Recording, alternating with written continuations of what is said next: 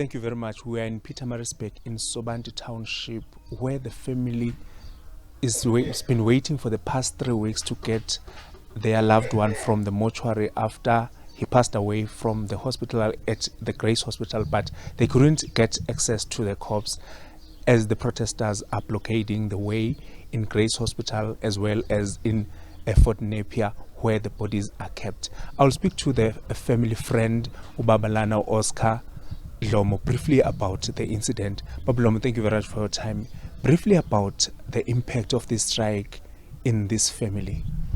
The impact has been very grave, because if you can understand that you are planning for a funeral for more than 3 weeks, it's not easy, you know. So it's been difficult. We have attempted to get the corpse to the private funeral parlor, who is going to assist us with the burial, but they could not. We have made all attempts. After I think the first.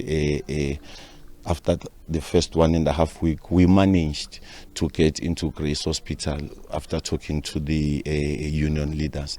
They managed to allow us to go in, but we were told that, but on record as well, that the body is now in Fort Napier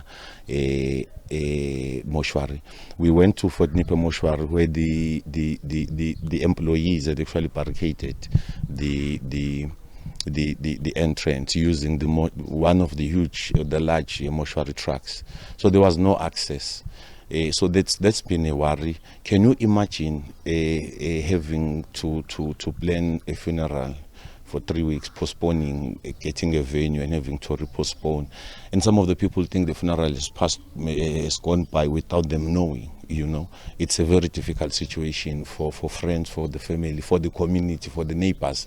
There is time to grieve, but you know, we as the African people, we respect this particular time, and when it comes upon us, there are rituals that must be done so that we can go across it. So now we don't even know.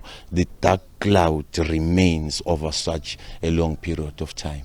It's very difficult. We do see that the grieving period for this family is being prolonged by the strike. What else can be done to assist or to try and make sure that you guys get the bodies? Well, the mortuary gates must be open.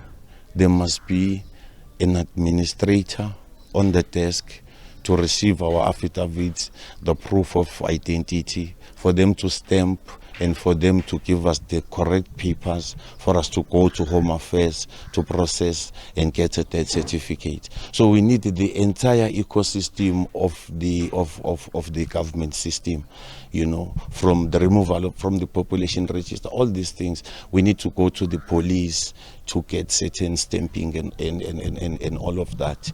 So we need government employees to be in their desks doing their work for us to achieve this one thing of burying a friend and a loved one.